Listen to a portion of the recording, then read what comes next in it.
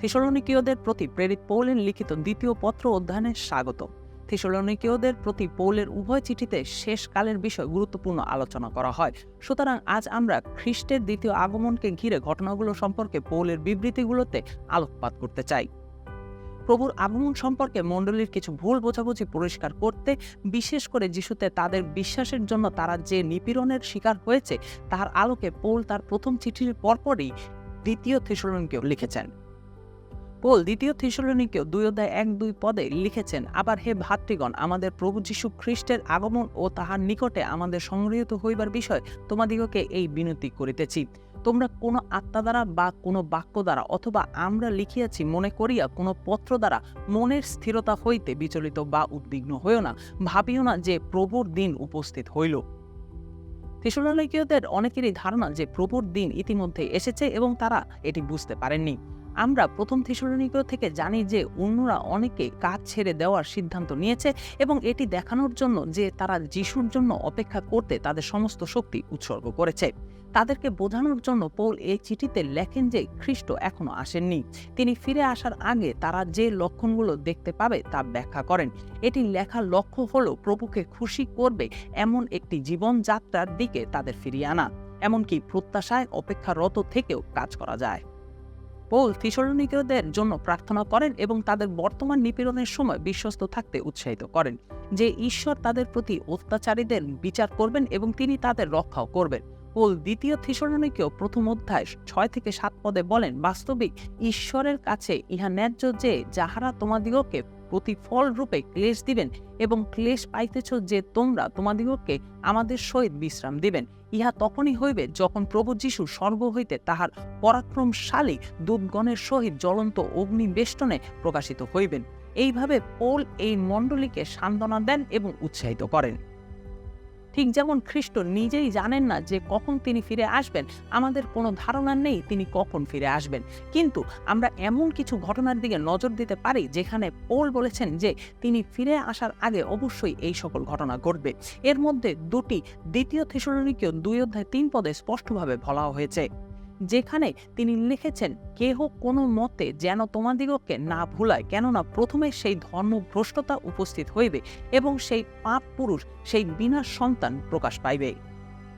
আসুন প্রথমে আমরা এই ধর্মভ্রষ্টদের প্রতি তাকাই। ধর্মভ্রষ্টতা একটি গ্রিক শব্দ যার অর্থ দূরে পতিত হওয়া। পৌল অনুমান করতে পেরেছিলেন যে যিশু ফিরে আসার আগে মণ্ডলী বিশ্বাস থেকে দূরে সরে যাবে। দ্বিতীয় তিমথিয় 3:1-5 পদে পৌল লিখেছেন, কিন্তু ইহা জানিও শেষকালে বিষম সময় উপস্থিত হইবে, কেননা মনুষ্যরা আত্মপ্রিয়, অর্থপ্রিয়, আত্মশ্লাঘী, অভিমানী, ধর্মনিন্দুক, পিতামাতার অবাধ্য, অকৃতজ্ঞ, অসাধু, স্নেহরহিত, ক্ষমাহীন, অপবাদক, অজিতেন্দ্রিয়, প্রচণ্ড, সদ্বিদ্বেষী, বিশ্বাসঘাতক, দুঃসাহসী, গর্বান্ধ, ঈশ্বর প্রিয় নয় বরং বিলাসপ্রিয় হইবে। লোকে ভক্তির অবয়বধারী, কিন্তু তাহারা শক্তির অস্বীকারী হইবে। তুমি এইরূপ লোকদের হইতে সরিয়া যাও। দ্বিতীয় তিমথেয় 4:3-4 পদ অনুসারে বিশ্বাস থেকে এই সরে যাওয়া ভ্রান্ত শিক্ষার দিকে ঝুঁকে পড়া বা জড়িয়ে যাওয়াকে বুঝায়। কেননা এমন সময় আসিবে যে সময় লোকেরা নিরাময় শিক্ষা সহ্য করিবে না, কিন্তু কানচুলকানি বিশিষ্ট হইয়া আপন আপন অভিলাষ অনুসারে আপনাদের জন্য রাশি রাশি গুরু ধরিবে এবং সত্য হইতে কান ফিরাইয়া গল্পের দিকে বিপথে যাইবে।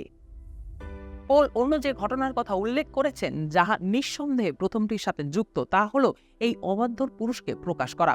পৌল এই অবাধ্যতার পুরুষকে বিনাশের সন্তান হিসেবে বর্ণনা করেছেন। দ্বিতীয় থেসলোনিকীয় 2:4 পদে বলেছেন, যে প্রতিরোধী হইবে ও ঈশ্বর নামে আখ্যাত বা পূজ্য সকলের হইতে আপনাকে বড় করিবে, এমনকি ঈশ্বরের মন্দিরে বসিয়া আপনাকে ঈশ্বর বলিয়া দেখাইবে। অবাধ্যতার পুরুষকে সার্বজনীনভাবে খ্রিস্টানি বলে মনে করা হয় যে যুগের শেষের দিকে আসবে। প্রথম জন 2:18 পদে এই সময়ের কথা বলা হয়েছে, শিশুগণ, শেষকাল উপস্থিত, আর তোমরা যেমন শুনিয়াছ যে খ্রিস্টানি আসিতেছে, তেমনি এখনই অনেক খ্রিস্টানি হইয়াছে। ইহাতে আমরা জানি যে শেষকাল উপস্থিত। ধর্মভ্রষ্ট লোকটি নিজেকে সমস্ত দেবতার উপরে উচ্চকৃত করবে এবং ঈশ্বরের মন্দিরে তার আসন গ্রহণ করবে। এটি একটি আক্ষরিক মন্দিরকে নির্দেশ করে যা ভবিষ্যতের কোনো এক সময় জেরুসালেমে পুনর্নির্মিত হবে, অথবা এটি আরও রূপক হতে পারে।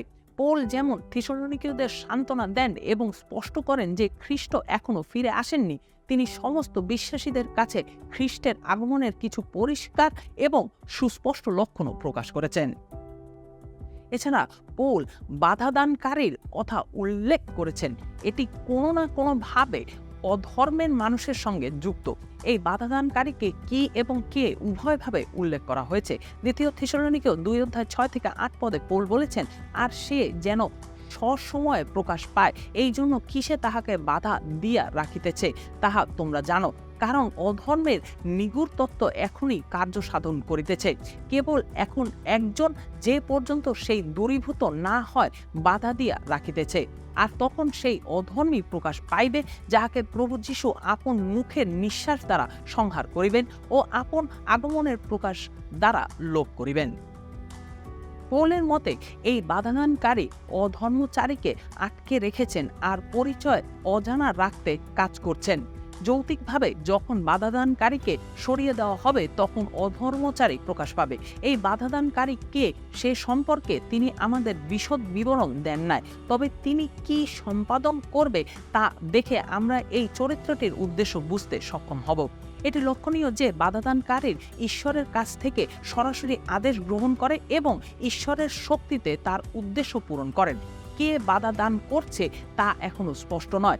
ঈশ্বর নিজেই কি অবাধ্যতার পুরুষকে আটকে রেখেছেন?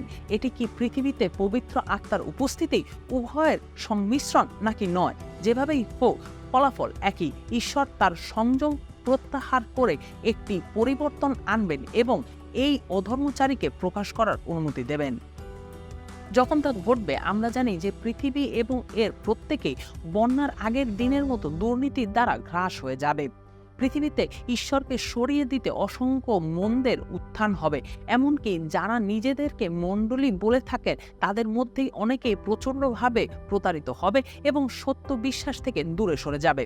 আমরা যখন এই ভবিষ্যৎবাণীগুলো পড়ি তখন আমাদের যা বুঝতে হবে তা হলো লেখকরা আমাদের সঠিক বিবরণ এবং সময়রেখা দেওয়ার চেষ্টা করছেন না।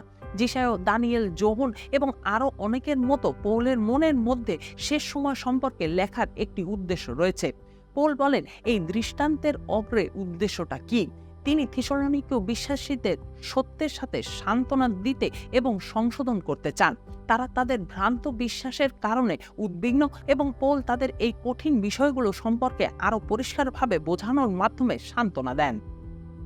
আপনি যদি বাইবেল অধ্যয়ন করার জন্য সময় ব্যয় করেন তবে দ্বিতীয় আগমনের সময় সম্পর্কে সহসাই আপনি বিভিন্ন মতামত জানতে পারবেন।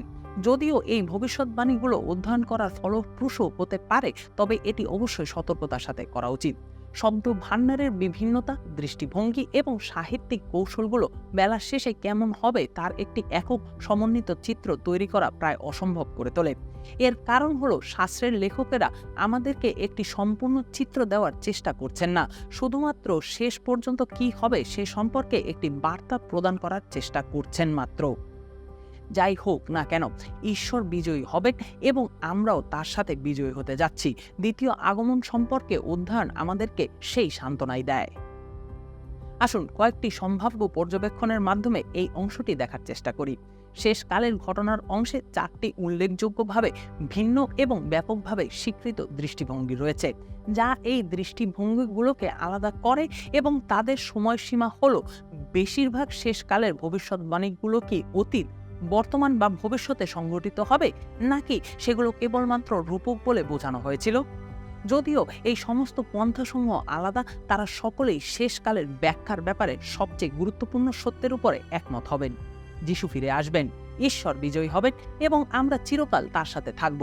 যদিও বাকিরা বিহ্বল এবং অনিশ্চয়তা বোধ করতে পারে, তবে এটিই সত্যি এবং আশা যা আমাদের ক্রমাগত দাবি। এই বিভিন্ন দৃষ্টিভঙ্গিগুলো একমত পোষণ করে যে এই পৃথিবী চিরকাল টিকে থাকবে না। পৌত্তলিকরা সাধারণত বিশ্বাস করে যে এই পৃথিবী চক্রাকারে চলবে, ইতিহাস ঘুরবে এবং চিরকাল নিজে থেকে পুনরায় আবর্তিত হবে। জগৎ সম্পর্কে বাইবেলীয় দর্শন বিশ্বকে একটি চূড়ান্ত এবং একটি বিপর্যয়মূলক পরিণতির দিকে অগ্রসর হতে দেখে। পুরাতন নিয়মে এই শেষকালকে সদাপ্রভুর দিন বলা হয়েছে এবং ইহা বিচারের সময়কালের অনেক পূর্ববর্তী ঘোষণা। নতুন নিয়ম এই শেষ যুগের মধ্যে রয়েছে খ্রিস্টের আগমন, চূড়ান্ত বিচার এবং একটি নতুন স্বর্গ ও একটি নতুন পৃথিবীর প্রতিষ্ঠা। প্রভুর এই দিনটি ঈশ্বরের লোকদের জন্য মুক্তির এবং আনন্দের সময় হবে, কিন্তু যারা অনুতাপ করেননি এবং ঈশ্বরের কাছে আত্মসমর্পণ করেননি তাদের জন্য অপেক্ষা করছে বিচার ও ধ্বংস। দ্বিতীয় পিতর 3:10 বলেন, কিন্তু প্রভুর দিন চোরের ন্যায় আসিবে, তখন আকাশমণ্ডল হু হু শব্দ করিয়া উড়িয়া যাইবে এবং মূল বস্তু সকল পুড়িয়া গিয়া বিলীন হইবে এবং পৃথিবী ও তাহার মধ্যবর্তী কার্য সকল পুড়িয়া যাইবে। একইভাবে পৌল প্রথম চিঠিতে এই মণ্ডলীকে নির্দেশ দিয়ে তাদের লিখেছিলেন। প্রথম থিসসলুনিকীয় 5:2-5 তিনি বলেন, কারণ তোমরা নিজেরা বিলক্ষণ জানো, রাত্রিকালে যেমন চোর আইসে তেমনি প্রভুর দিন আসিতেছে। লোকে যখন বলে শান্তি ও অভয়, তখনই তাহাদের কাছে যেমন গর্ভবতীর প্রসব বেদনা উপস্থিত হইয়া থাকে, তেমনি আকস্মিক বিনাশ উপস্থিত হয়, আর তাহারা কোনো ক্রমে এড়াইতে পারিবে না। কিন্তু ভাতৃগণ, তোমরা অন্ধকারে নও যে সেই দিন চোরের ন্যায় তোমাদের উপরে আসিয়া পড়িবে। তোমরা তো সকলে দীপ্তির সন্তান। আমরা রাত্রিরও নই, অন্ধকারেরও নই। এখন যদিও আপনি বিশদভাবে ব্যাখ্যা করেন, আপনার সতর্ক হওয়া উচিত যে শেষকালের ভবিষ্যৎবাণীতে পাওয়া ভবিষ্যৎবাণীমূলক বার্তা বোঝার সাথে শেষের একটি নিখুঁত ভবিষ্যতের সময়রেখা বের করতে বিভ্রান্ত না হওয়া। এই ভবিষ্যৎবাণীগুলোর কয়েকটি প্রাথমিক লক্ষ্য রয়েছে এবং সেগুলোর কোনোটিই ভবিষ্যৎ জানার জন্য বা ভবিষ্যৎ জানার সাথে জড়িত নয়। পৃথিবীর জন্য প্রভুর পরিকল্পনার বড় চিত্রটি একই কারণে প্রকাশ করা হয়, যে কারণে প্রভু অতীত কাজগুলো প্রকাশিত হয়েছে। ভবিষ্যৎবাণী বিদ্যমান যাতে পাঠক ঈশ্বরের চরিত্র সম্পর্কে জানতে সক্ষম হয়। শুধুমাত্র তখনই আমরা এই জিনিসগুলো জানতে পারি যখন ঈশ্বর আমাদের যেমন দেখতে চান এবং ঈশ্বর আমাদের যা করতে বলেন তা করতে পারি। আমাদের অবশ্যই তার সার্বভৌম হস্তের উপরে নির্ভর করতে হবে। সেই জন্য পৌল সর্বদা দ্বিতীয় আগমনের কথা বলার পরে কিছু ব্যবহারিক প্রয়োগের কথা উল্লেখ করেছেন। প্রথম থিসসলুনিকীয় 5 পৌল আদেশের একটি তালিকা দিয়েছেন যা অনুসরণ করা উচিত যখন আমরা তার ফিরে আসার জন্য অপেক্ষা করি। তিনি 12-22 তাদের বলেছেন, 1. আপনাদের মধ্যে যারা কঠোর পরিশ্রম করে এবং আপনাদের সেবা করে তাদের সম্মান করুন। 2. শান্তিতে বাস করুন। 3. অবাধ্যকে তিরস্কার করুন। 4. চেতনাহীনদের উৎসাহিত করুন। 5. দুর্বলদের সাহায্য করুন। 6. সবার সাথে ধৈর্য ধরুন। 7. প্রতিশোধ নেবেন না, বরং অন্যের ভালোর জন্য চেষ্টা করুন। 8. সবসময় আনন্দ করুন। 9. অবিরত প্রার্থনা করুন। 10. সবকিছুতে ধন্যবাদ দিন। 11. আত্মাকে নিভিয়ে ফেলবেন না। 12. ভবিষ্যৎবাণীকে অবজ্ঞা করবেন না। 13. সবকিছু সাবধানে পরীক্ষা করুন। 14. যা ভালো তা ধরে রাখুন। 15. সব মন্দ থেকে বিরত থাকুন। পৌল দ্বিতীয় থিসসলুনিকীয় 3:3-13 একই জিনিস তাদের বলেছেন। 1. বিশ্বাস করুন যে ঈশ্বর আপনাকে শক্তিশালী করবেন এবং মন্দের হাত থেকে রক্ষা করবেন। 2. ঈশ্বরকে ভালোবাসুন এবং পরীক্ষার সময় অধ্যবসায়ী হন। 3. বিশ্বাসীদের উচ্ছৃঙ্খল এবং অনুশাসনহীন জীবনযাপনকে প্রশ্রয় দেবেন না। 4. পৃথিবীকে দেওয়ার উপায় বের করুন এবং অন্যের উপর বোঝা হয়ে থাকবেন না। 5. যদি কেউ কাজ না করে তবে তাদের খাওয়া উচিত নয়। 6. কঠোর পরিশ্রম করুন এবং তাড়াহুড়ো না হয়ে ব্যস্ত থাকুন। 7. ব্যক্তিগত দায় দায়িত্ব নিয়ে শান্ত জীবনযাপন করুন। 8. ভালো কাজ করতে ক্লান্ত হবেন না। আমরা যদি এই উপদেশটিকে হৃদয়ে গ্রহণ করি তাহলে আমরা ঈশ্বরের চরিত্র, ইচ্ছা এবং উদ্দেশ্যকে আরও স্পষ্টভাবে দেখতে পাব। আমরা শেষ করার সাথে সাথে বুঝতে পারি যে আমাদের আজ পৌলের নির্দেশ অনুসরণ করা উচিত এবং খ্রিস্টের আগমনের জন্য আমাদের আজ দৃঢ়ভাবে অপেক্ষা করা উচিত। আমাদের প্রভুর জন্য কাজ করতে ব্যস্ত থাকা উচিত এবং তার আগমনের জন্য সর্বদা প্রস্তুত থাকা উচিত, কারণ আমরা কেউই জানি না যে সেটি কখন ঘটবে। হয়তো আমরা খ্রিস্টের আগমনের কিছু সতর্কীকরণ চিহ্নের সাক্ষী হতে পারি, কিন্তু আমাদের সেগুলোর উপর স্থির থাকা বা শেষকালের কোনো দর্শনটির সঠিক তা নির্ধারণ করার চেষ্টা করা উচিত নয়। তার পরিবর্তে আমাদের বড় চিত্র আঁকড়ে থাকা উচিত। প্রভুর জন্য বিশ্বস্ত এবং কঠোর পরিশ্রমী হওয়ার চেষ্টা করা উচিত। আমাদের উচিত তার বাক্যের বাধ্য থাকা এবং দায়িত্বশীল জীবনযাপন করা যা আমাদের স্বর্গীয় পিতাকে সম্মান করে।